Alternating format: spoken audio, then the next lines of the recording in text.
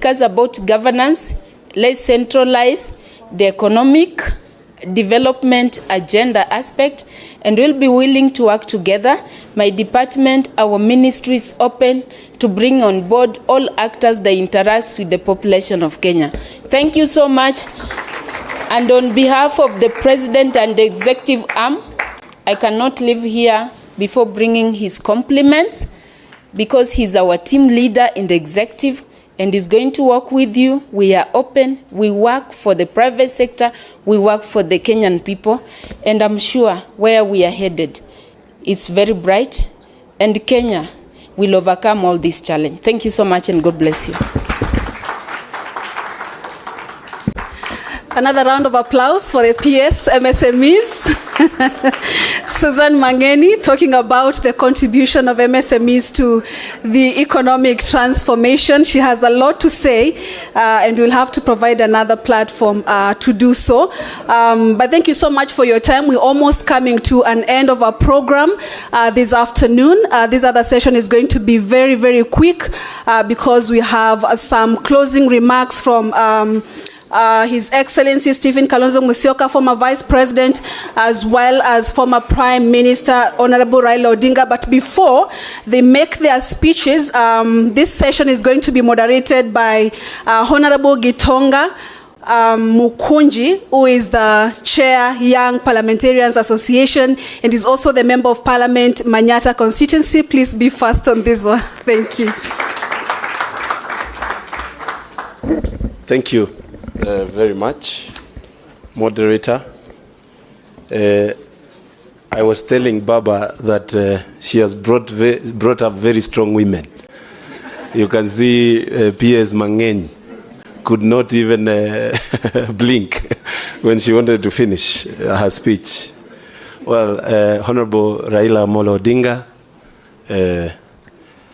Baba, aka Baba, the Honorable Kalonzo Musyoka, former Vice President, and the convener of this great event, Director Conrad, members of the Diplomatic Corps, members of Parliament who are here, all protocols observed, distinguished guests, ladies and gentlemen, good afternoon. Good afternoon. I will be very, very, very strict with time because I can see we are not doing well. But first, let me introduce myself. Again, my name is Gitonga Mukunji. People say AKA form ni kujituma because najitumanga sana. I am the Member of Parliament of a place called Manyata in Embu County.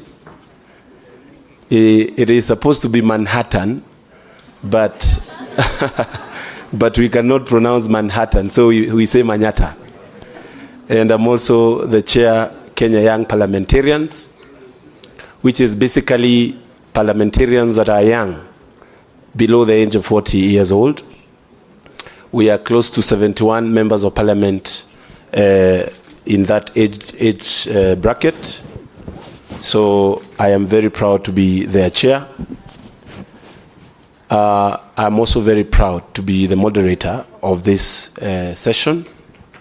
And I will go directly to the panelists or the speech. The people will make the speech. I don't know whether to call them here or to give them the podium. I need to be guided there. The podium? Okay, thank you. So in that case, I will start with, what is this? I will start with my good friend, nominated MP, Honorable Irene Mayaka, who is also my Secretary General in Kenya Young Parliamentarian. Please welcome Mayaka with a round of applause. Welcome. Thank you very much, Chair. Allow me to ride on the protocols already observed because of time. but also acknowledge the presence of my political leadership, led by His Excellency, the Right Honorable Raila Odinga. I don't call him former, I call him the second Prime Minister of Kenya. To also His Excellency Kalonzo Musyoka, both of them being my political party leadership. To the leadership of KAS, I don't want to say the full names because I don't know Germany, led by Dr. Annette, of course, distinguished guests. Good afternoon.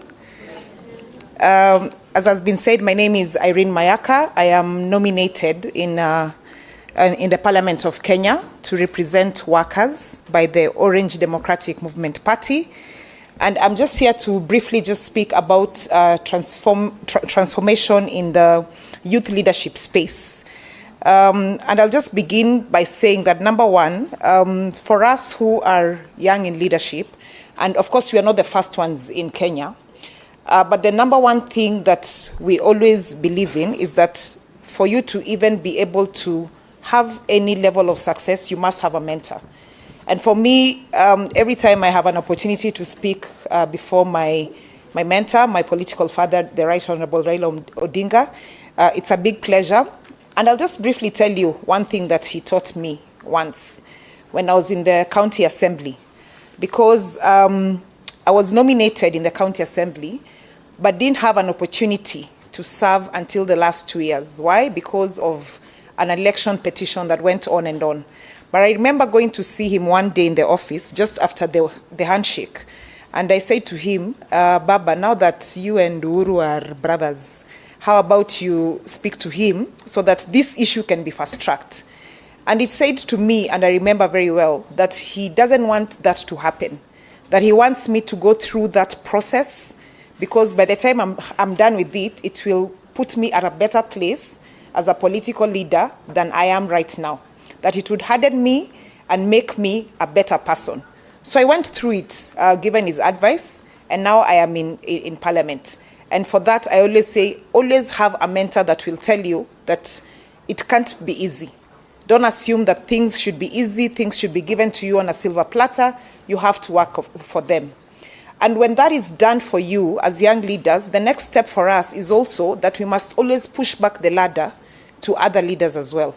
And because of that, we went ahead, formed an organization of young women, because there's one thing about being a young leader, but there's also another thing about being a young woman leader in politics in this country. But the other day we noticed that it's also not easy being just a woman in politics, as the case of Kawera was. Yeah. So the experience and the tribulations that you have to go through are twice as hard. The other thing I wanted to talk about is that politics is also like a career. So you have to take it seriously. When you're in any leadership space, it doesn't have to be within the county assembly space or the National Assembly space, but any other leadership space, you have to take it seriously. Because politics is a career. You have to get out there, get knowledgeable, hold the hands of other leaders as well, and ensure that you learn how to make your job better. The other thing also that I want to talk about is that we are the voice of the youth in the spaces that we are. When we are in legislation, and I was just listening to PS talking about the young hustler who has been getting loans and getting to the next level. But for me, one of the concerns I have is that we're actually reinventing a wheel that was already working. Because yes, there's a hustler fund, but we also had the Youth Empowerment Development Fund that was working quite perfectly. And that young people didn't need to go to the bank, because why should I get the hustler fund and then the next level I still have to go to the bank? The reason why the Youth Development Fund was created is so that these young people don't have to go that direction, that they can actually get these funds, pay back, and continue in their growth path. And my challenge to PS and his and the space she is in is that they need to go back and have a look at that, because it works very well. Why should the people who were already at a level of getting up to 2 million be told to start afresh, to start getting 500 shillings? It doesn't make any sense. It means you're retrogressing backwards. Yeah, we are in a space in this country where being young has become expensive. Yeah, and as I just conclude, and we need to be the voice of these young people. When we are told that now you cannot get an ID with 200 shillings, that you have to cough 1,000 shilling, the young people back in Nyamira cannot afford the 1,000 shilling. And it's up to myself, Mukunji, and the other young leaders to raise these issues continuously, to be the voice of the young people in this country, and to continue engaging and telling the government when it's wrong, and also to tell the government when it's doing things in the right way, okay, so that we can continuously grow the spaces of young people. And as I conclude, because I'm seeing so many young people in this space as well, challenge us and challenge yourselves. If you want to get into that political space, hold the hand of someone who is there, and we'll hold your hands as well, so that we continuously work together. And also, finally, do not be afraid, because you're the voice of the people, and do not allow anyone to tell you that you're the leaders of tomorrow, because we start now. Even Akina Baba, Akina His Excellency Kalonzo began when they were young people. So nobody should stop you, but also we also encourage our older generation, our leaders who are older than us, other organizations like the KAS, that let us collaborate together, hold hands together, so that we can be able to invest properly in the young people of this nation. I thank you. Maybe you can give her a better clap, please. We have to support our women in leadership. All right, I'm told this podium should go up.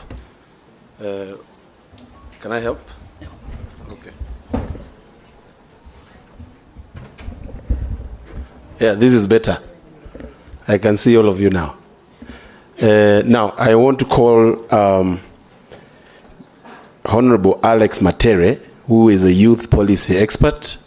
Please, you can do a minute and a half, so that Baba cannot, we cannot delay Baba for other things. Thank you. Clap for him, please, as he comes to address. Thank you so much, Honorable Mukunji. Allow me to stand on the already established protocol, but with special mention to His Excellency Kalonzo Musyoka, who gave me an opportunity to serve in his office as an intern immediately after I finished my university education. The theme for this conference is transforming a nation. But when I was given the theme by my friend Nathaniel Akadima, I decided to tweak a bit. And I talked about Kenya in the 21st reality. And the reality of Kenya in the 21st century, rather, is that a young man, whether in Mathare or in Kangemi or in Mukuru or in Seikuru or in Cherengani, where I come from, is more likely to sleep hungry than a young person did in 1963. That a young person in 2023 in Kenya is more likely to miss having an identification card than a young person did in 1963. That is the reality of the country that we are living today. Secondly, is that we have a youth bulge. And thank you so much, the PS for MSMEs, for touching on it. The projection is that by 2050, the population of this country is going to be about 92 million. Currently, the youth unemployment rate stands at 35%. The Kenyan youth unemployment rate is more than that one of Uganda, Tanzania, and Rwanda combined. That is the reality of the country that we are talking today. To worsen it is that now we have high cost of living. So we have youth that do not have a skill or a training in anything, or those ones who even don't have access to any form of employment or any form of income generation. And we expect them to get an education, to get a skill, to get a training, and also provide for their young families. That is the reality that we are living in today. Third is that every generation is called to stand up for something that matters during their lifetime. For Tom Mboya, Masinde Muliro, Pio Gamapinto was the freedom and liberation of this country.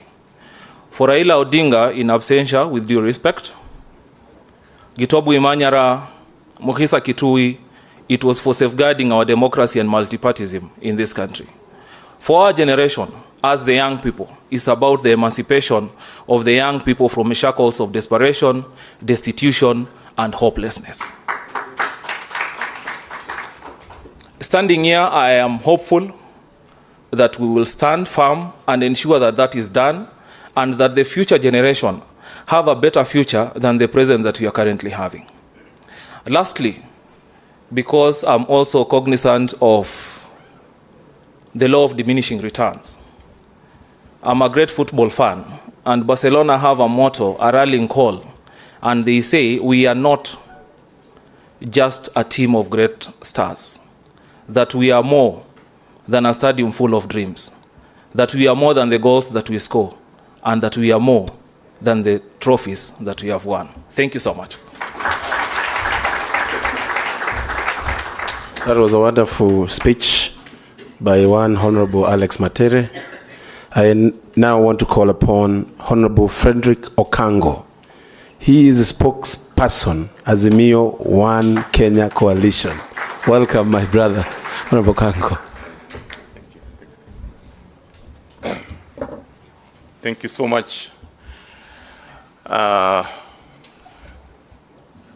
His Excellency Dr. Stephen Kalonzo Musyoka, who is the Wiper Party leader and our principal in the Azimio Coalition Party. Of course, Raila Odinga, our coalition party leader, who is outside briefly. First of all, I'm very happy and delighted to be participating in this inaugural conference of Transforming a Nation. I'll be here for less than 5 minutes, my good friend, but I'll only say 5 things.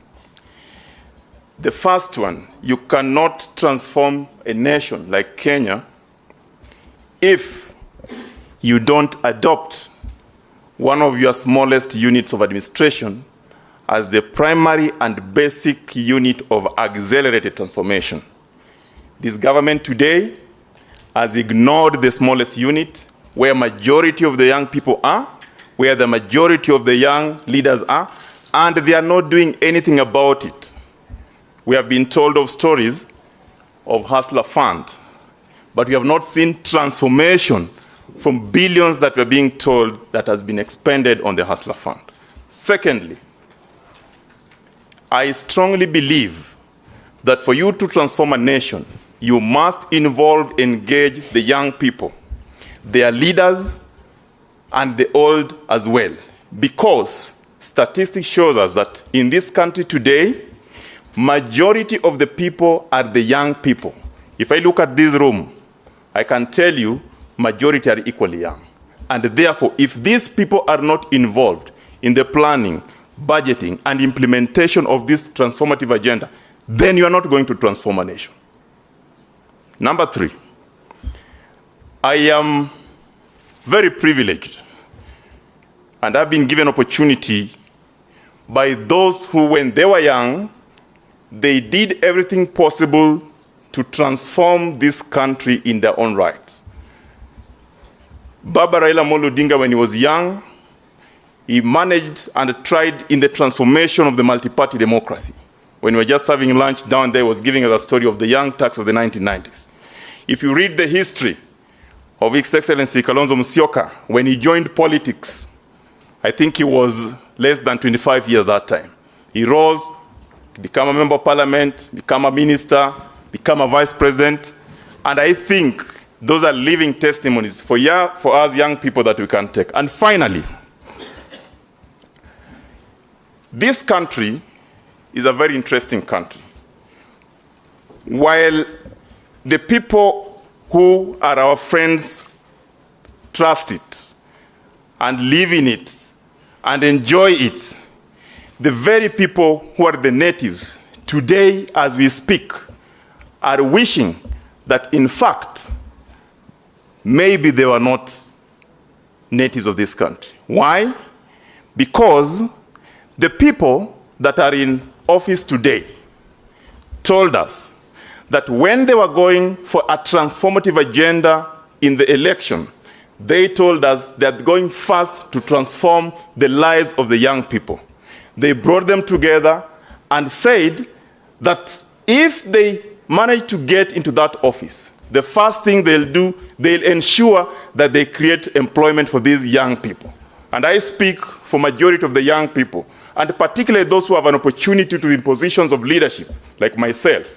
We say that going forward, even as we talk about transformative agenda for our country, we must be involved, we must be engaged. And lastly, we must be part and parcel of the transformative agenda, whether outside or inside a government. Thank you.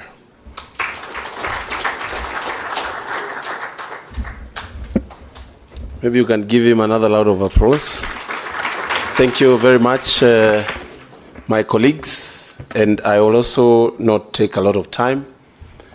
I first want to say what Kenya Young Parliamentarians Association is, because it's very important for this topic of transforming a nation. And Kenya Young Parliamentarian Association, KYPA, is a bipartisan organization made of members of parliament, both in the National Assembly and also in the Senate. And key word there is bipartisan, meaning we have members from both the ruling coalition and also the opposition. I want to say that being a young leader is something that is a noble duty. And there is one thing that cuts across the young leadership in any part of this world, that we can make mistakes, we can try things, we can learn and unlearn things as we move on, as we are getting prepared to even bigger opportunities of leadership. And I believe one of the call I've always told the young members is that you don't have to comply with your seniors.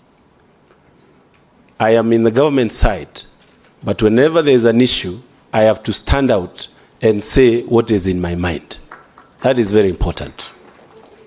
When the opposition also have a problem that we as young leaders are not complying with, it is always important for the young leaders in these associations and political parties to come out and speak the voice of the people or what is right for everybody. I want to say that young leadership is also a serious challenge, because we are meant, and there is always something called sugarcoating when it comes to accommodation of young people in this country. It is extremely hard for young people to get into political positions. It is also extremely hard for young people to get in the corporate level of leadership in this country.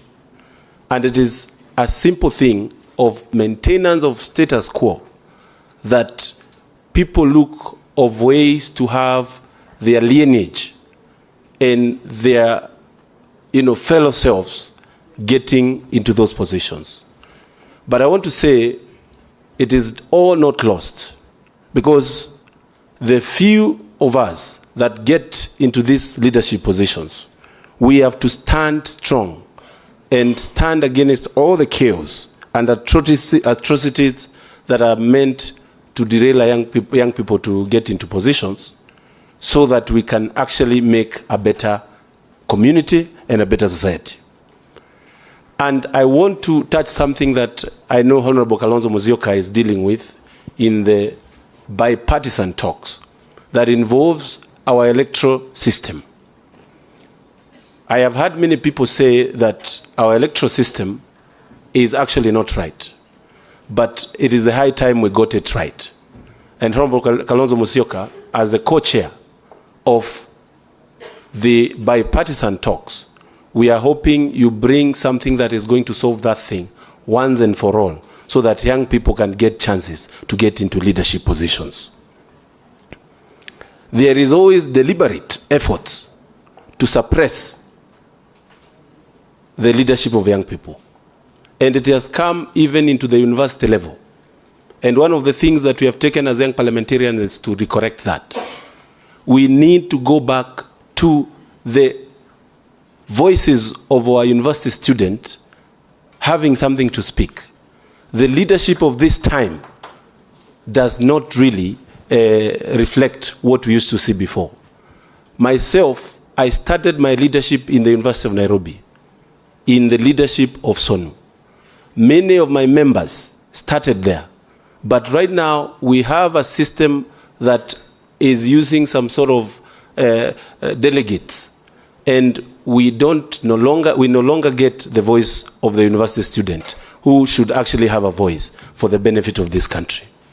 If you speak to Honorable Raila Odinga, Honorable Orengo, and the rest, they will tell you how important that voice was when there was Moi of this world. There is also something I want to touch on, which is the mismanagement of institutions touching with our young people. And I'm happy that the government has recognized that, and their deliberate efforts to correct the mismanagement of institutions touching with our young people. NYS, one of the institutions that used to touch lives in the 90s, these days is a shell. But we need to actually empower these institutions so that our young people can be able to do better. I was very happy to listen to PS Mangeni, whose department actually is at the heart of the young people. I wish you well. And all those deliberate efforts you guys are making, we have to hold you into account. I have one proposal for you. Hustler Fund is a good thing, but we cannot remain at 500 shillings or 1,000 because it will not actually help a lot. We need to get into million. We need to get into 500,000 so that our young people can be deliberately helped to grow economically. And I believe that is something that you have to consider and you are considering. I want to say that when it comes to opportunities, we need to empower our youth wings in the political parties. Because political parties in Kenya, and I hope I don't get in trouble because of this, they are owned by individuals. And they are not owned by the young people. And that means that for you to get anywhere, you have got to be in the right books with the bosses who own these political parties. That is actually a retrogressive thing that we should actually correct and move forward from there. Because while we are talking of improvement of our economy, our democracy, and we are very loud saying about democracy when it comes to general elections, but nominations and running of political parties is the biggest scandal we have in this country. We have to correct that. Let the democracy of our country start at the political party level so that we can improve the democracy of our country. On economy, yesterday, before I came for the State of the Nation, I was attending a farmers' conference. There are some farmers that I have helped to get water project, and I had called them for a meeting. I want to tell you that that meeting was attended by very many people, but all of them were above 60 years of age. Not even one single young person. That means our youths are not participating in agriculture. Our youths don't have an opportunity to participate in agriculture. And it should shock many that 70% of our population is young people, but they are not being productive in production of our food. And I want to say that, and I have advised the government many times, that we have to have means of getting our young people to farms. We cannot all be hustlers lying around. We cannot all go to border sector. We have to have our youths being empowered and being given opportunity to get into farming. When I was sharing lunch with the Honorable Raila Odinga and the Honorable Musyoka, we had a very interesting conversation of ensuring that we get our people to consolidate land so that that land can be productive enough and our young people can be used in the production, and then many people can be given the affordable housing that we are giving, that is actually a government plan, and be able to grow our economy together. And I think that is something that I propose that can be done. In conclusion, I want to say that African leadership has always been born from struggle. In 1963, when we were getting our independence, the struggle was about freedom. And we had Mau Mau and everybody else who fought for that. In the 90s, where we had birth to Honorable Kalonzo Musyoka, Honorable Raila Odinga, and many others, we were struggling for democracy, and we struggled. Now, we have another struggle to have our economic freedom. As young politicians and young leaders, we are taking that as a fight that we have to win. And thank you very much, everybody. We are going to continue engaging in this conversation. I want to say that, yes, this conversation has been organized by KES, but this is a conversation that should be organized by the government of Kenya. And this is a conversation that is supposed to be organized by Kenyans, because it is us who have the problem, and it is us to solve our problems. All we need is to be supported by our diplomatic corps to solve our problems so that we can move on. Asante sana, Mungu awabariki. Thank you very much.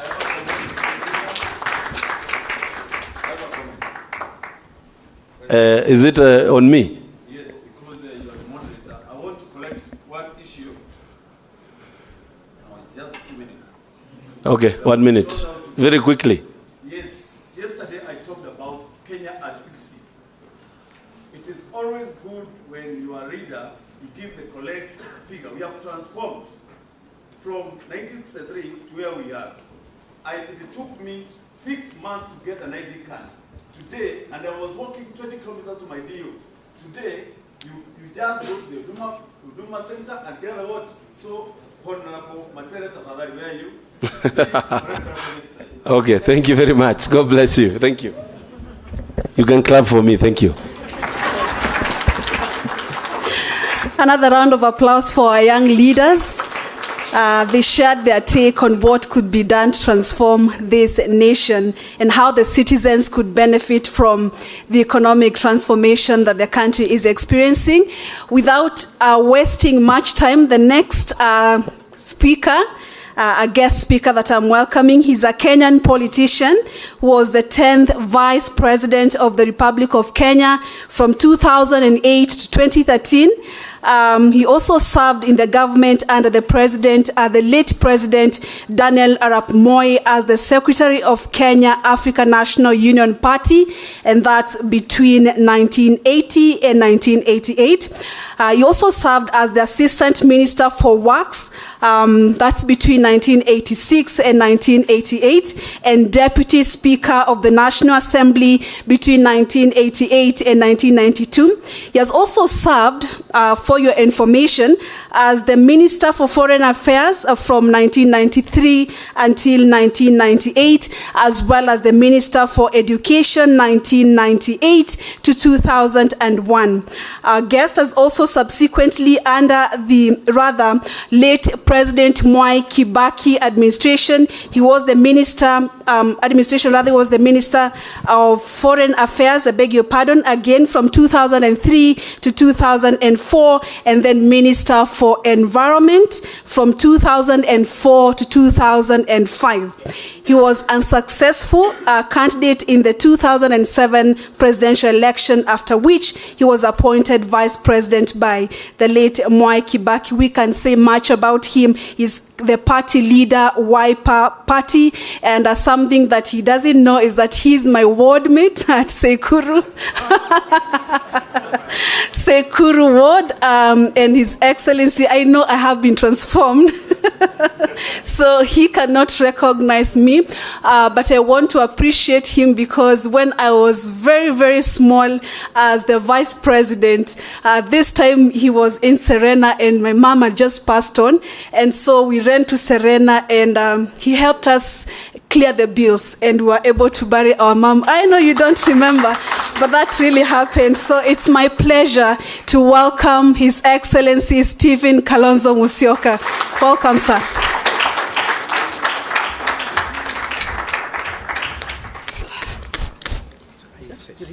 Yeah. Well, you see, even from Sekuru, you're beautiful girls. Well, what an afternoon. My friend there was a little agitated about transformative achievements. I'll give you a joke before I make my actually written submission, because it's important for us as a nation, together with our development partners and international friends.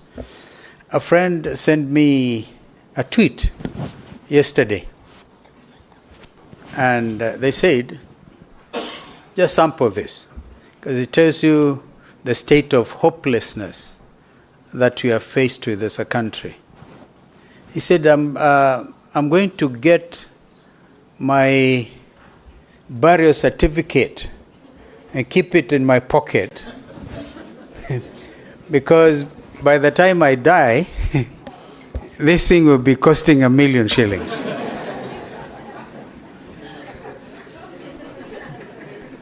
What does that tell you? And yesterday, listening to President Ruto and talk about reality checks, this is the reality of our times. Incremental unemployment. But lest I go astray,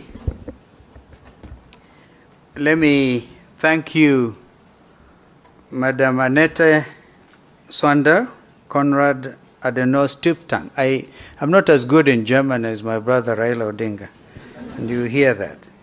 And also acknowledge Caroline Cantor, Deputy Director for European and International Cooperation. We set off for CAS, not the Kenyan CAS, we CAS, but KAS.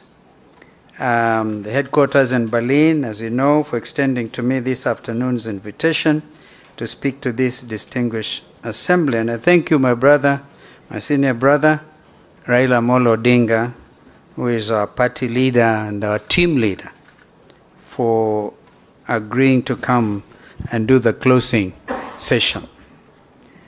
I know that this was organized at a very high level, and yesterday, Kenya Kwanza team may have, without them knowing, or whether it was deliberate, they managed to downgrade this very important assembly, because we are all in the printed. I assume before this time these things go out, everybody will have said yes, we'll try and make time available. But if they are represented by my little sister Susan, and how you have grown, so be it. A close examination, ladies and gentlemen, of the history of CAS, they were here, which was founded on December 20th, 1955, by members of Germany's most successful political party, the Christian Democratic Union, CDU, is quite revealing. There was widespread agreement that no party, no man or woman would usurp democratic institutions ever again after the Second World War. There was widespread agreement that the best option for Germany was, quote unquote, a social market economy, a combination of free market capitalism, strong government regulation, and a comprehensive welfare state. The CDU's success can be attributed to two men, Konrad Adenauer, the party's first leader and German chancellor from 1949 to 1963, and whose legacy of freedom and democracy this wonderful foundation Konrad Kass bears. And Ludwig Erhard, widely regarded as the father of Germany's economic miracle, who served as Adenauer's economics minister before succeeding him as chancellor in 1963. Combined with the United States stimulus package to Europe, which was then dumped, the Marshall Plan of 1948, which brought extensive investment to Europe, leading to the war-ravaged continent, indeed then West Germany's resurgence. The embrace of the transformative spirit of national dialogue was at the heart of Germany's post-World War II economic and political success, a model that is studied on a regular basis worldwide. Of course, I was asked to talk about transformative dialogue. I therefore consider today's topic that I've been asked to remark upon, transforming a nation through dialogue, both timely and relevant in light of current events in our country. National dialogues are used as plural, also known as popular consultations or national conferences, bring together representatives from various political parties to discuss issues and challenges associated with the political transition. They have grown in popularity in recent decades as a means of achieving long-term peace and resolving key concerns such as ethnic and religious discord, as well as electoral mismanagement. These national dialogues can be used to build trust, increase participation, and forge consensus among national actors and the civil society in critical political, economic, and social decisions in the aftermath of an election or in the aftermath of a conflict. Guatemala, East Timor, Nepal, the Democratic Republic of the Congo, DRC, Niger, more recently, Mali, and Kenya, Afghanistan, Iraq, and Yemen are among the countries that have conducted NDP's national dialogues in various forms. I have personally mediated national dialogues in Somalia, in South Sudan. In fact, in the case of Somalia, because their problem was ethnicity, clanism. They're all Muslim, all Muslim. But because they belong to small sub-clans, they have been at war with each other since the fall of Siad Barre in 1991. So I said the Mkambo Uko anaitwa clan anaitwa Digli Mirifli, perchance to be able to get them out. We did the best we can to negotiate the conflict with Somalia, and as you heard, even as we speak, our men and women in uniform, mainly men, are still in that neighboring country. I also was able to do some work in South Sudan and DRC. In fact, with regard to Burundi, with the late Mwalimu Julius Nyerere, we even imposed economic sanctions to try to get Warundi hawa na Rwanda waishi kama ndugu na dada. It didn't work. Then I realized economic sanctions don't actually work in the majority of these conflict situations. Of course, we did with mixed but mostly positive results. I can state unequivocally that I am a staunch supporter of this mode of discourse in order to prevent political conflict caused by ethnic and religious disharmony, as well as electoral malpractice. You will recall after the fall of the Berlin Wall, Madam Annette, she's in your country, when President Reagan famously told Mr. Gorbachev in Moscow, Mr. Gorbachev, bring down this wall. And with it, the collapse of communism and the bipolar confrontation. And then, of course, the end of the Cold War. So the world had expected that we would then all reap what was referred to as a peace dividend, amani kokote. But nobody knew that a new form of conflict was emerging based on religion. So we have now had hot wars based on what people believe. Now, Kenya's national conversations before and after independence arrived with both acrimony and compromise. from the European settlers who petitioned the British Secretary of State for colonies for representation in the Kenya administration in 1905 to the establishment of a legislative council, popularly known as LegCo then, and his first all-European sitting on August 17, 1907. My brother Raila is very good with this history. I listened to him the other day when he was launching the Mau Mau Foundation, very detailed on how the Lunatic Express, among other things, brought about change. In 1954, Chief Colonial Secretary Walter Coutts' commission investigated ways for Africans to elect their representatives.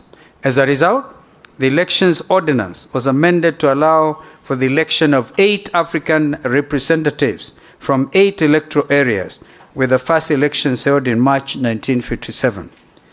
The Lennox-Boyd Constitution, which increased African seats by 6 and provided for 12 specially elected members to be chosen by LegCo, was closely followed by the 1960 Lancaster House Constitutional Conference, which increased LegCo seats to 65. Set aside 33 for Africans. Does this ring a bell, ladies and gentlemen? We're still wrestling with the Supreme Court advisory on ability to bring into operationalize the 2/3 gender rule. Lancaster II, held in 1962, was a more ambitious dialogue that resulted in the establishment of a bicameral legislature comprising a lower house, House of Representatives, and an upper house, the Senate, with members elected by universal adult suffrage, as well as 7 regional assemblies, known then as Majimbo, to ensure maximum decentralization of government powers. During the 3rd and final Lancaster House Constitutional Review Conference in February 1963, an agreement for Kenya's independence was reached and came into effect on June 1st, 1963, a day we celebrate today as our Madaraka, or Self-Determination Day. 6 months later, the Union Jack was lowered for the last time on Kenyan soil at midnight on December 12, 1963, at Uhuru Gardens, Nairobi, to great jubilation, and then the colors of our national flag unveiled. The dream of a free and independent nation was realized after 58 years of agonizingly acrimonious, ego-bruising, and time-consuming national dialogue between European settlers, Africans, Asians, Arabs, and the British government. From the scramble for Africa, which ironically took place in your wonderful country again, Berlin, a conference of 1895, the young protectorate evolved into a colony, and finally an independent republic led by Africans. It is critical for this distinguished gathering to reflect on our history, even as the younger ones, the youth budge. 70% of you in this room are aged below 40, in fact 35. So we do these things in order to pass it over to you, so you know where we have come from. As a renowned Spanish-American philosopher, George Santayana, wrote in his book, The Life of Reason, The Life of Reason, as part of a series, Great Ideas of Western Man, Western Man, in 1905. I quote, "Those who cannot remember the past are condemned to repeat it." I wish we never repeat colonialism in our country. And Mr. Julius Malema is in town. He speaks with such passion about these things. Kenya's foundation has generally remained stable. But over time, political developments, including 24 amendments to the Independence Constitution, seriously undermined both our socio-economic and democratic processes.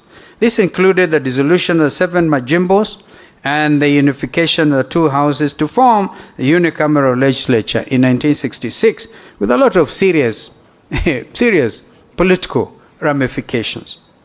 A proclamation of a de jure one-party state by the National Assembly in June 1982 crowned it all. Autocratic rule, ethnic favoritism, and ethnic violence, particularly in the provinces of Nairobi, Coast, and the Rift Valley, and pervasive, indeed, systematic corruption. With the repeal of Section 2A of our country's constitution in 1991, Kenya entered a new phase of dialogue that culminated in the return to multipartyism in 1992. At that conference, actually, I was the master of ceremony when we were decided to repeal. And Mzee Moi said, he was amazing. He was such a mobilizer. He got all of us to say, we don't want any amendment, anything. And then he himself stood up and said, we must accept it. 6 years later, in November 1997, the minimum reforms package through the Interparliamentary Group, famously known as IPPG, carried out parliamentary reforms that included amending Public Order Act, Cap 56, to facilitate freedom of assembly, amending Section 33 of the Constitution so that the nomination of members of Parliament was based on party strength and including the opposition's voice in the electoral body's makeup, the IEBC. This had hitherto been the president's exclusive prerogative.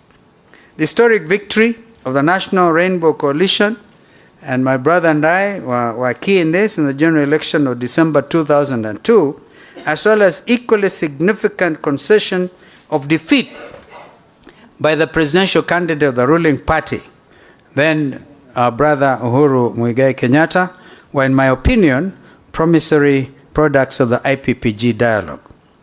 I find it noteworthy that Kenyans were voted at the time the world's most optimistic people before and during the election. This was in accordance with the Gallup International Annual End-of-Year Survey, which involved interviews with over 67,500 people in 65 countries between November and December of 2002. However, the sentimental optimism was fleeting, as several agreements in our famous MOU between the coalition members, all right, and we were signing. My brother Raila and I were on the rainbow side, and Mudi Awori, the late George Saitoti, and then Kibaki and Malwa, and you know that famous thing. Had that MOU document been respected, this country would have grown in leaps and bounds, would have avoided the outcome of the 2000 elections, for example. Was, following a High Court ruling, the recommendations made the Constitution of Kenya Review Commission, the CKRC, during the Bomas Constitutional Conference process, which favored a parliamentary system, were discarded. As a result, the public and a section of government officials became dissatisfied with the Mwai-Kibaki administration. In a referendum held on November 21, 2005, Kenyans in 7 out of the 8 provinces overwhelmingly rejected the government-sponsored proposed new constitution. We then used to refer to it as the Kilifi draft. And we used to blame Attorney General Emeritus Amos Wako for that product.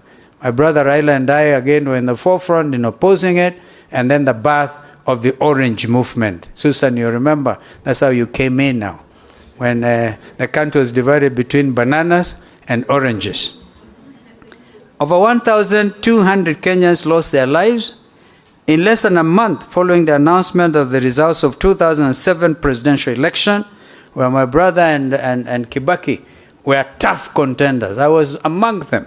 I used to say nitapita katikati yao. Remember?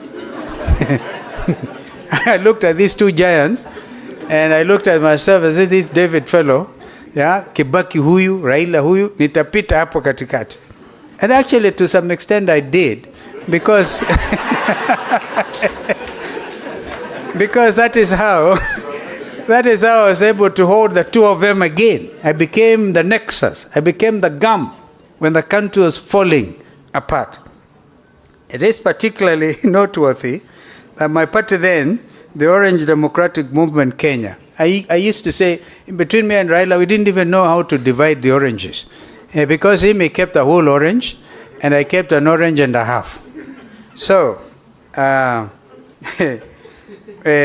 own party then that time, ODM Kenya, negotiated a post-electoral agreement with President Kibaki's PNU that helped stop the violence, at least, before my brother was brought on board by Kofi Annan. And you know, that was a serious conflict. That is what gave rise to Kenyan leaders going to The Hague. And you know them. And sometimes blame the wrong people. I've heard some of them blame Raila. And it's not right at all. I undertook an impossible task of trying to convince the United Nations Security Council to allow us to have Kenyan leaders tried here. And then Kenyans overwhelmingly through local radio stations used to say, don't be vague, go to The Hague. So, under the auspices of Kenya National Dialogue and Reconciliation Committee, Dr. Kofi Annan, the late brother and a real Pan-Africanist, the chairman of the panel of eminent African personalities, was tasked by the international community and, of course, the African leadership to help to resolve that political crisis. And on February 1st, 2008, he brought the late Mwai Kibaki and our brother Raila Odinga to the negotiating table, and where the 4 agenda items were agreed upon, namely, Agenda 1, immediate action to stop the violence and restore fundamental rights and liberties. Agenda item number 2, immediate measures to address the humanitarian crisis and promote healing and reconciliation. Agenda item number 3, how to overcome the political crisis. And agenda item number 4, addressing the long-term issues, including undertaking constitutional, legal, and institutional reforms, land reform, tackling poverty and inequality, as well as combating regional development imbalances, tackling unemployment, particularly among the youth, consolidating national cohesion and unity, and addressing transparency, accountability, and impunity. That was a major agenda, and it was, to a large extent, achieved, except for agenda item number 4. And I must move faster.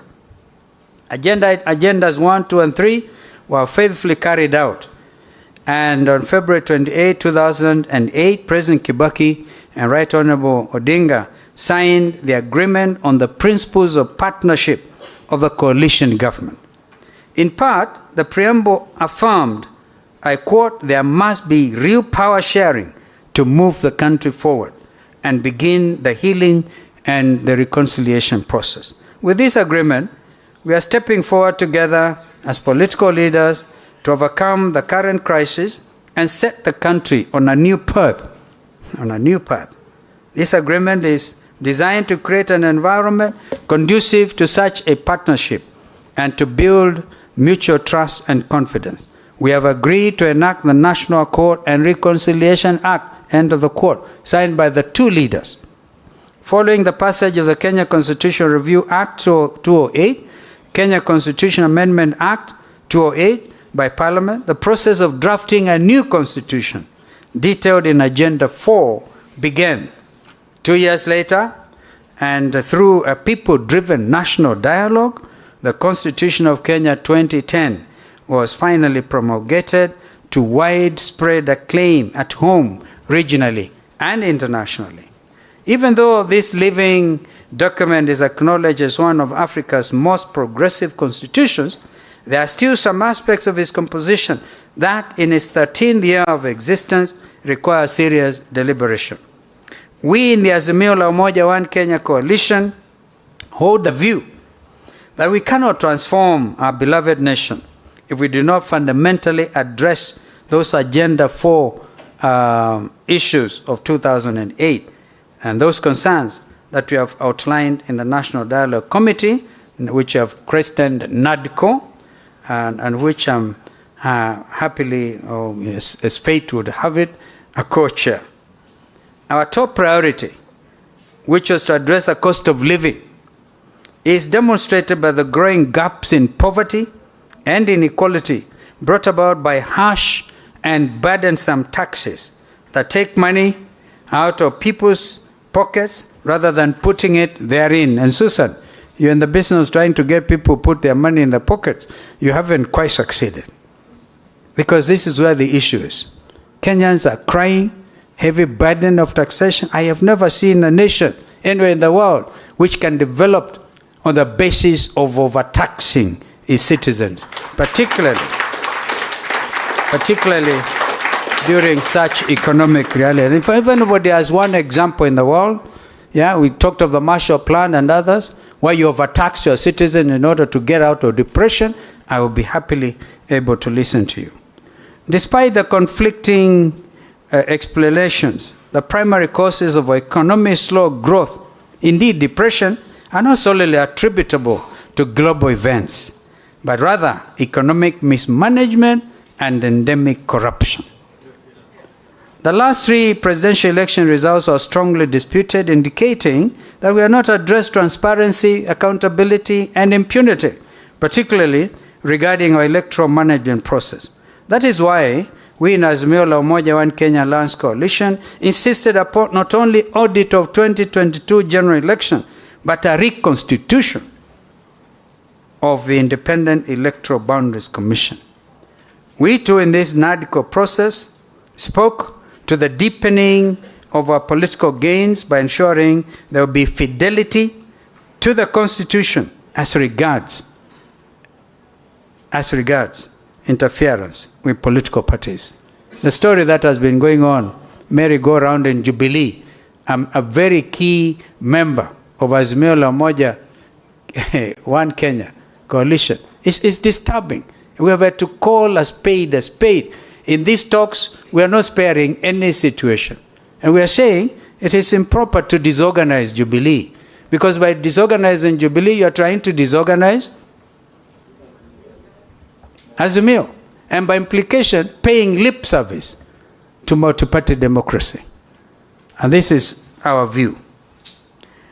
Our agenda items at the bipartisan talks at Bomas of Kenya also included addressing the imbalance of public office appointments that were biased towards specific communities and poorly represented the aspirations of two-gender rule. This, we strongly argued, continued to undermine the ideals of national cohesion and unity. I would want, for example, a very honest conversation about the recently concluded recruitment at the Kenya Defense Forces. Mukwanja and the rest of you in Parliament, please, if you want to heal this country, and I heard the President yesterday say 80% of recruitment to KDF now will be from National Youth Service, but before we get there, we want the statistics, ethnic balance. By the way, it's a matter in the Constitution. We want to know, of the 43 communities, what percentage did the people in Embu in Manyata get? And you will be amazed. And when I go to the conflict in Rwanda after the genocide, in fact, the problem in Rwanda and Burundi is basically this. 84% of the population are Hutus in both countries, and 14% are Tutsis in both countries. At some stage, the whole leadership of Burundi, from the president to deputy speaker, were eliminated because they went through a hugely successful election, where if it is the majority must have their way, and the minority to have their say, that happened. But people were hurting. And what happened? Killings. So, in my view, if you disturb the army, if you do not have a professional military in Kenya or anywhere in the region, ladies and gentlemen, you do not have a country. Please, you can take that one to the bank, even if it is a hustler bank. You cannot disturb if you, and the reason our military men and women have done very well in terms of peacekeeping everywhere, right, is because we have had a professional army. But if we have a tribalized army, and I still insist, I want you guys, if the parliament, I'm told when you people in Kenya Kwanza went to State House and complained to President Ruto that amwezi kwenda nyumbani wananchi wanapigia kelele because of taxation, He looked at you and told you, but you are the ones in parliament. Nyinyi ndio mmepitisha the Finance Act. So you now have to play your role. If you're going to do oversighting of this government, and I like the young parliamentarians, actually went in at 30, and I remained there. Yes, I think I should have been a member. Now I'll do the mentoring that our wonderful Mheshimiwa was talking about. I must conclude, ladies and gentlemen, before I invite our brother to come and make his remarks and close this consultative session. You know, we went to Bomas because Kenyans lost their lives. Kenyans, some of them wearing sufurias, right? Let's not forget we buried nearly 70 people. Let's not forget a lot of them had their households and everything they owned destroyed. And even as recent as 2 weeks ago, 25,000 people in Mavoko had what they call their homes destroyed. And we hear you friends in Kenya Kwanza telling us affordable housing. What the fellows have put together what they could afford, and you destroy it, and you are telling them affordable housing? So, ladies and gentlemen, we cannot hope to transform our nation, indeed any nation, without meaningful dialogue, and that is built on mutual trust and confidence. Nonetheless, I've observed that during our 73 days, we've already done 73 days of the national dialogue, goodwill has occurred, and both sides have learned to respect one another's points of view. Therefore, I must congratulate my friend, my co-chair, Kimani Ichung'wah. When he came in, I told Kimani, I looked at him, I said, listen, you are young, I think you're very young, and the future is ahead of you. Me, I can go back to Sekuru, right, and forget about you guys. But if you don't succeed at these talks, history will judge you badly. And we must therefore confront the truth, and nothing but the truth. Our forefathers, the likes of Mzee Jomo Kenyatta and Jaramogi Oginga Odinga, were able to negotiate and compromise even with the British colonialists. When Mzee Jaramogi Oginga Odinga said, without Jomo Kenyatta there will be no freedom. Now, we should emulate them. 26 years ago, the late President Daniel Arap Moi's ruling party, KANU, by the way, KANU was organizing secretary for 12 good years. I was elected National Organizing Secretary the same day with the late Moses Mundamba Mudavadi, Wycliffe's father. So you can see if Mudavadi is beginning to look old. I started it with his late father. That is a beauty. When you are young, you see it all. And I therefore can pass this information, this wisdom, sometimes lack of it, depending on how you look at it, to the younger leaders. Mzee Moi then was able to accommodate dialogue. After the violence that followed 2007 elections and almost tore our nation apart, Mzee Kibaki, our brother Raila, and indeed myself, with our respective coalitions, were able to come together and work on creating a durable new constitution. Our history is replete with examples of transformative national dialogue for the betterment of all Kenyans. We at Azimio la Umoja One Kenya Alliance Coalition remain optimistic that these bipartisan talks, which should conclude with a report handed to both my friend William Ruto and my brother here on November 22nd. We are very clear. We don't want to stay there for longer than is necessary. And some of them say we are paid huge sums of money. I have not seen a cent. I'm giving my time and my everything to my country so that these things can succeed. Ladies and gentlemen, it is now my great pleasure to invite my brother and actually a soulmate, the Right Honorable Raila Amolo Odinga, to come make his remarks and close this session. Well, we thank our partners, really. You know, Jama, you Kenyans may not know, CD1 CD1, the diplomatic corps, the number one, and to get number one CD, diplomatic corps, number one, means a lot. CD1, when we became independent, was Germany. And that tells you that Germans are truly our friends. We thank you. We continue to thank you. From my brother Raila Odinga, karibu sana.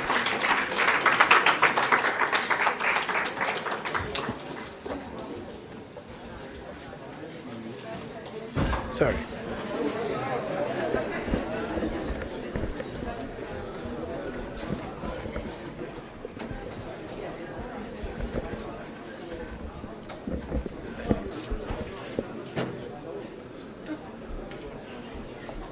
Yeah.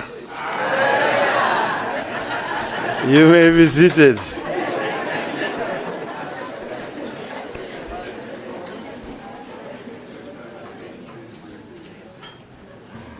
To the Konrad Adenauer Foundation, distinguished guests, ladies and gentlemen, hamjambo. Hamjambo tena. I am happy to have been invited by Konrad Adenauer Foundation to come and be with you here this afternoon. Dankeschön. That means thank you very much. And I mean, my brother has talked so elaborately about so many things. At some stage, he was talking about desperation in our country, how Kenyans are dying because of lack of food and so on. Then I was telling some other people that maybe death is not a very bad thing. Shakespeare said in Julius Caesar that some cowards die so many times before their death that the brave do not taste of death but just once.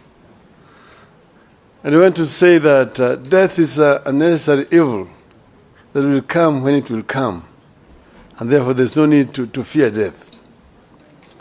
Then the other day I was talking to somebody else, he told me, you shouldn't really fear death. He said that, look, if you are sick, there are only two things that can happen to you. Either you will be treated and you will get well, they have nothing to fear. But if you don't recover, then you die. If you die, there's nothing to fear. Why? Because you will either go to heaven or to hell. If you go to heaven, there's nothing to worry about. You will be okay. Even if you go to hell, there's nothing to worry about. You'll find so many of your friends.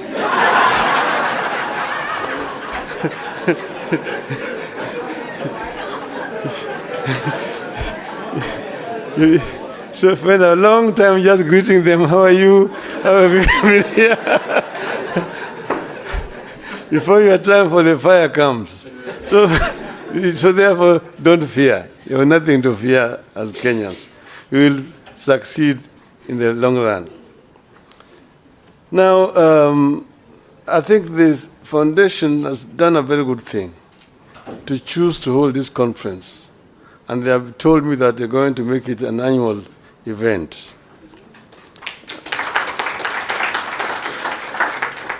So it is my real pleasure to speak to this distinguished audience at a time the country is undergoing profound challenges with no end in sight. My task is to share with you the alternative economic pathways proposed by Azimio la Umoja One Kenya Coalition Party for the people of Kenya. I will do that with pleasure. But before I do that, let me thank the Konrad Adenauer Foundation, Stiftung, as it's called in German, for putting together this conference on the subject of transforming a nation. It is proper that a foundation that bears the name of the man who presided over the reconstruction of Germany after the Second World War should get us together so that we can discuss our own reconstruction. I happen to have been in Germany during its days of reconstruction and transformation, and I can say two things without fear of contradiction. First, transforming a nation takes hard, dedicated, and honest labor of leaders and citizens. Secondly, no nation is beyond reconstruction and transformation. All it takes is leadership. And I arrived when the war had ended, the Marshall Plan had been introduced, and the work of reconstruction was in its second phase. I found when Konrad Adenauer himself was still the chancellor, and at that time when I arrived, when you went to Germany, and then you went to Britain and France, who are part of the victor powers, you'd think that it was Germany that won the war, and those countries had lost the war. But Germany had been devastated. Most German cities were bombed, some of them nearly to the ground. There's a city in the eastern part of Germany called Dresden. Dresden was razed almost to the ground by the British, basically, at the time when, in fact, the war had ended. But because of the anger of what had happened, bombing of London and so on, it was a revenge bombing. But the Germans reconstructed. And at that time, West Germany was the strongest economy in Western Europe.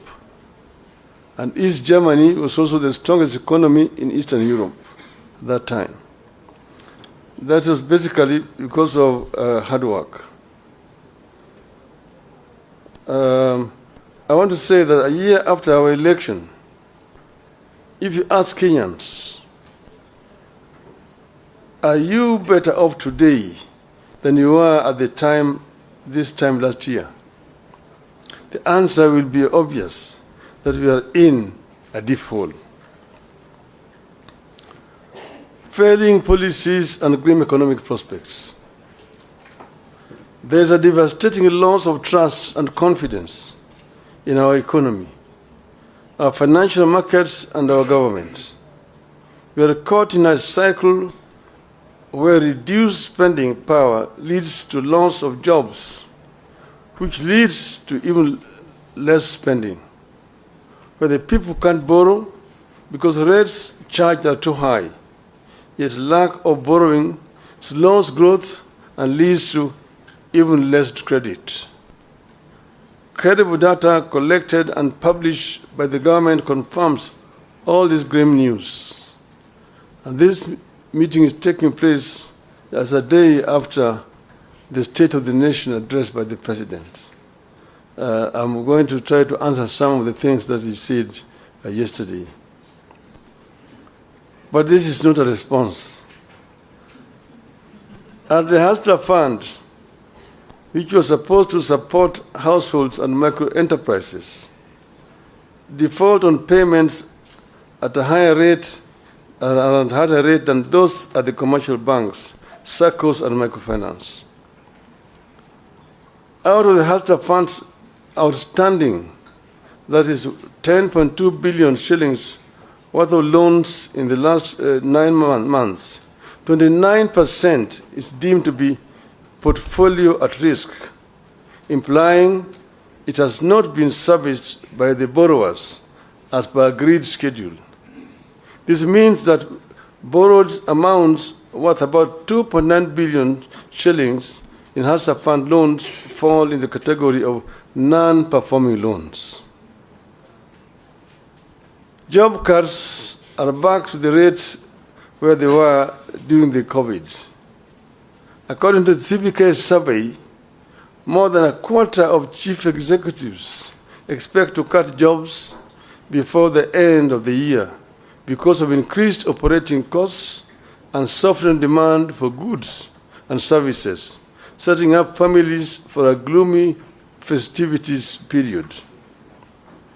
The Central Bank of Kenya is the survey that targeted CEOs of more than 1,000 private sector firms through online questionnaires shows that 26.3% of those surveyed expect to cut their workforce between now and the end of the year, while 63.5% will not be hiring any new staff. At the Nairobi Security Exchange, some 6,256 foreign investors fled in the last 9 months. This is 42% of foreign investors in the country. This exodus is a result of the rapid but unstable tax policies that are scaring away foreign investors and leading to low revenue collections. In October, the same National Security Exchange was ranked the worst performing African bus in the first 9 months of the year in dollar returns. Investors prefer a country with a stable taxation policy, a stable currency, and a growing economy. The current regime is changing tax policy frequently, mismanaging the shilling, and weakening economic growth. Kenyans are ditching mobile payments. A number of local SMEs using payment methods such as pay bills and Lipa na M-Pesa are now asking their customers to use cash when paying for goods and services to avoid taxation. Fuel consumption fell rapidly between January and June, dropping to the lowest levels in the more than 5 years.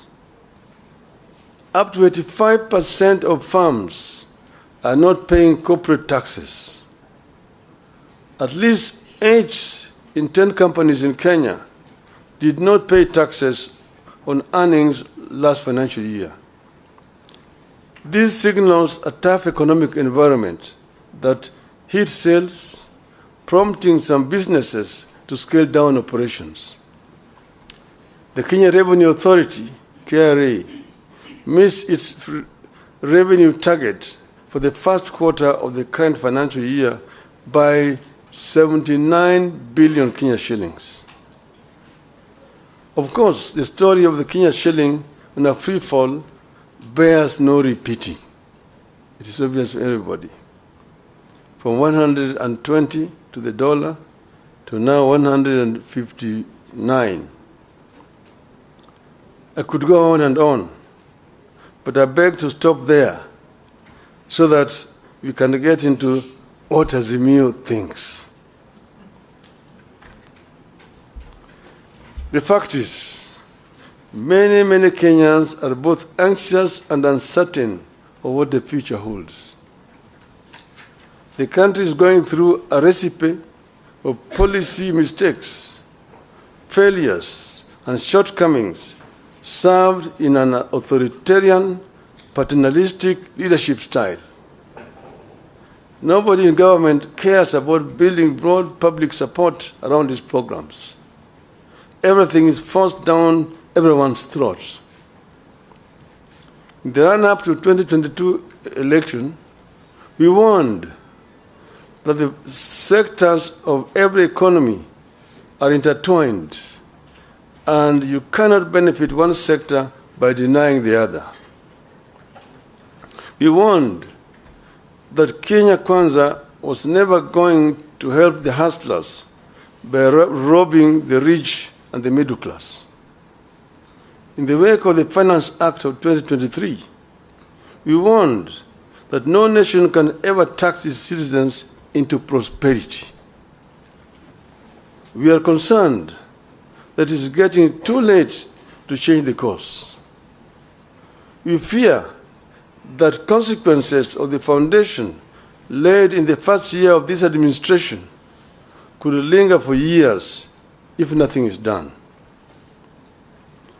Our country could lose the competitive edge that it has always had in the region and sub-Saharan Africa. This bad situation could easily get out of hand. What is to be done? For us in Azmio, reduction in the cost of living is a priority economic imperative. This will be achieved by providing some basic relief to citizens, including reduction of taxes and stimulating production. To release resources to achieve these objectives, government must cut the budget by an estimated 500 billion shillings. The current policies have hit low-income families particularly hard. These are the same low-income families that the administration promised to lift up. These families spend more than 40% of their income on food. They deserve and require relief. In particular, we must cut fuel taxes and raise social welfare payments. At this time of duress, we demand tax cuts, not increases. Kenyans need to see their taxes go down, not up.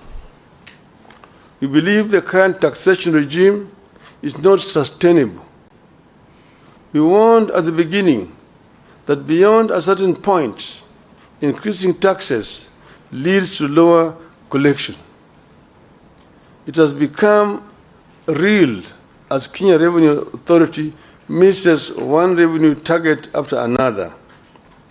Tax on fuel is up, but fuel levy collection is down.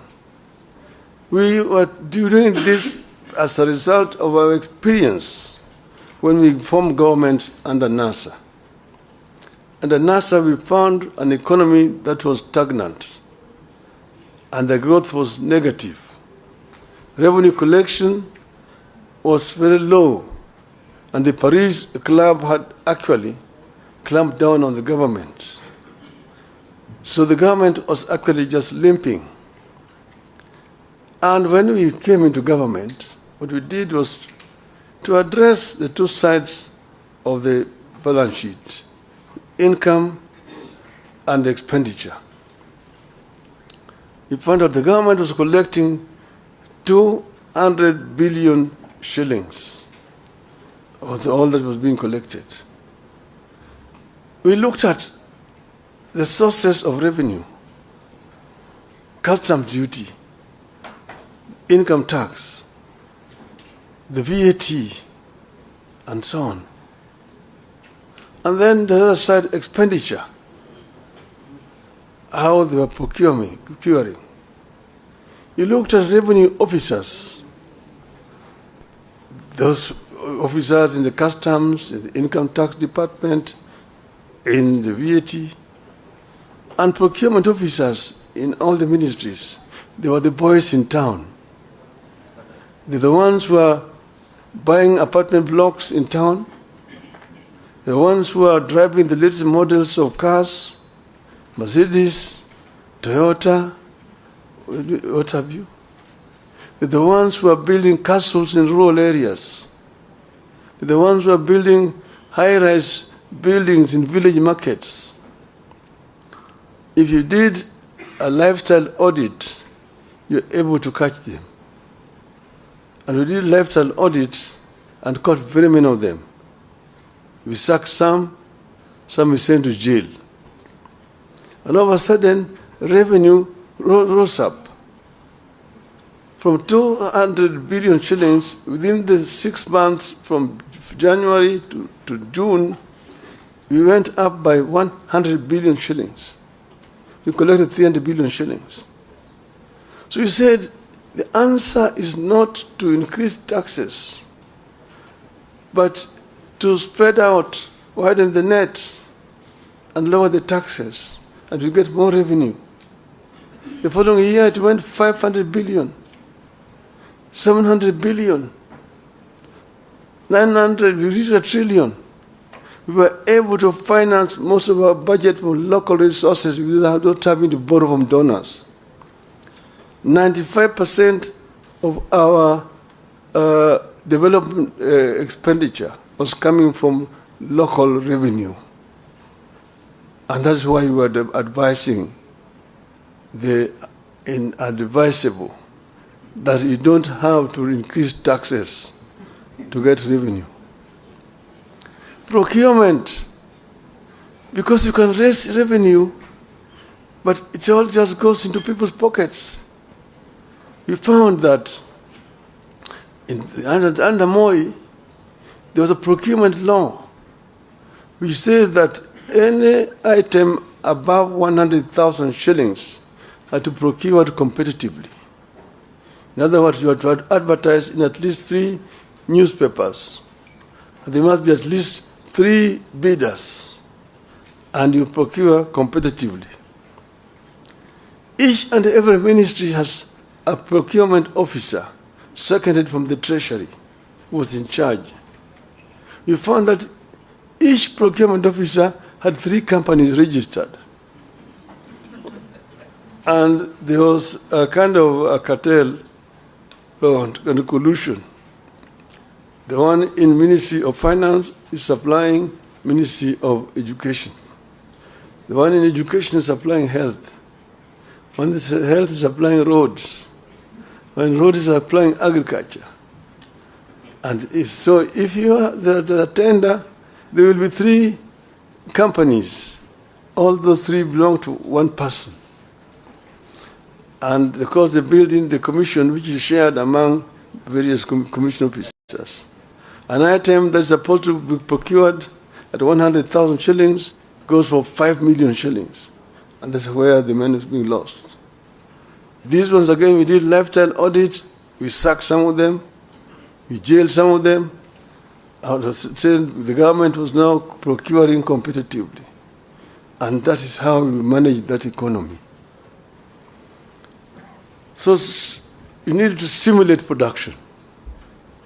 Interest rates need to come down in order to stimulate economic activity. This is particularly urgent and critical, given that in the Finance Act of 2023, the regime is pursuing higher spending and taxes for the next 2 years. Businesses will obviously pass the costs to consumers, worsening the cost of living further. We needed to invest in direct relief to individuals through programs that put money directly into the people's pockets. Which is why we asked the Kenya Kwanza to continue with and expand the Kazi Mtaani program. And it can be expanded the way we did it ourselves there, Kazi kwa vijana, to the rural areas as well. Investment in labor-intensive programs like road construction, rural water systems, afforestation, and so on. This has proven over the years to yield positive results. We believe that putting money into construction of schools' infrastructure would yield better returns than the construction of houses through taxation. Kenyans deserve a raise in the average minimum wage. We should also stop mismanagement of public finances. The country must embrace better fiscal discipline. We do not have to increase our budget in order to look important. State Department with overlapping functions need to be scrapped. Why do we have coordination of international development partnerships at both the Deputy President's Office and the Ministry of Foreign Affairs, complete with budget lines, while the National Treasury also runs an external resources department?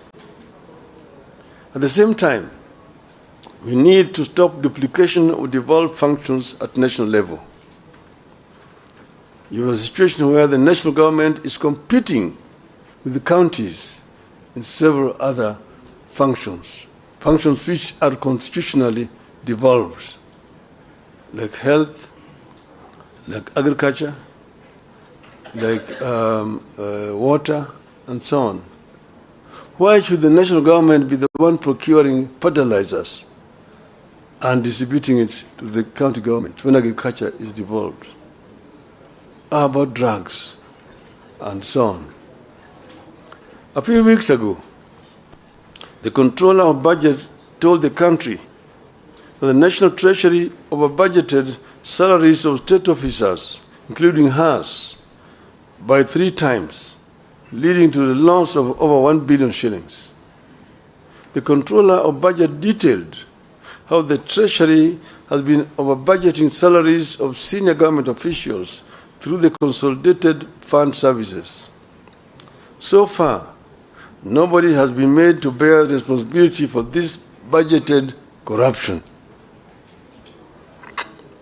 We know very well that regional authorities duplicate county functions. Where do we retain them? Complete with budgets. To those doubting Thomases within the regime, these measures above will release the estimated 500 billion shillings required to bring back the economy on an even keel. Realistic debt management. Currently, Kenya is caught in a debt rut where it has resorted to borrowing more to repay debt. It makes no sense to us to borrow more to repay debt when debt is already too high. It amounts digging when you're already in a deep hole. Our position is that the National Treasury ought to ask creditors to push up payments falling due to a future date rather than keep paying it. This is what people do when they have a crunch in their finances, but know they can pay later when their income is higher. Rescheduling debt is not at the same time as the same thing as debt default. People default when they are bankrupt. Kenya is not bankrupt. Kenya should not default. By rescheduling debt payments falling due, the government can forgo punitive taxes and create room for critical social and economic spending. In conclusion, 1 year on since the inception of new government, this is the time to reset the economic policy broadly. And you're not going to set this broadly by mere rhetorics, by talking and making promises to the people, empty promises. The effectiveness of government by key initiatives, including the Hatta Fund, should be reviewed by a forum comprised of the government, political parties, the business community, and the civil society. This is what should be happening. And if this happens, we will be able to come up with proper solution to the problem that we are facing today. The government today is living in denial. If you listen to the State of the Nation address yesterday, if you were talking to some people who are living in planet Moon, you are not being realistic to problems confronting this country. And these problems must be confronted frontally, not by trying to give diversions here and there. We have said today that the cost of living is real and is killing the people. It has to be addressed if you are going to actually relieve the plight of the people of this country. This is our position as Azimio. Now, finally, Madam, you've written there, Raila Odinga ran for presidency 5 times and lost 5 times. In other words, and each time he complained that he did not lose. I accepted losing elections in 1997. I said I'd lost and accepted. In 2007, the jury is out there. Everybody knows what happened. In 2013, everybody knows. 2017, people know. 2022, some of you are around in the country. The so-called Independent Election and Boundary Commission had 7 commissioners. Out of those 7 commissioners, 4 said no. 3 are the ones who said yes. But 4 said no. And they even have come before the Kalonzo team and have said no. And they have said that the chairman erred, that up to now he has not published the results of the elections in accordance to the law. And to me, they say that 4 is bigger than 3. If the majority say that I won the elections, I cannot say I lost it. Yes. And that's why, irrespective of what the Supreme Court said, I thank you very much.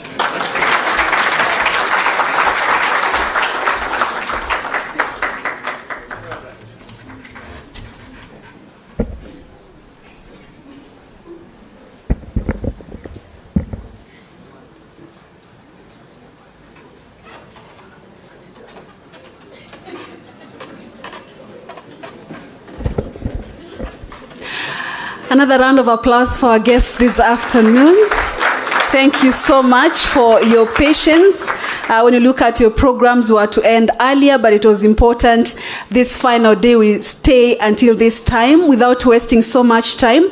I want to once again welcome Honorable Gitonga Mukunji so that he now finally takes us through the conference communique, some of the resolutions as we go home. Welcome, sir.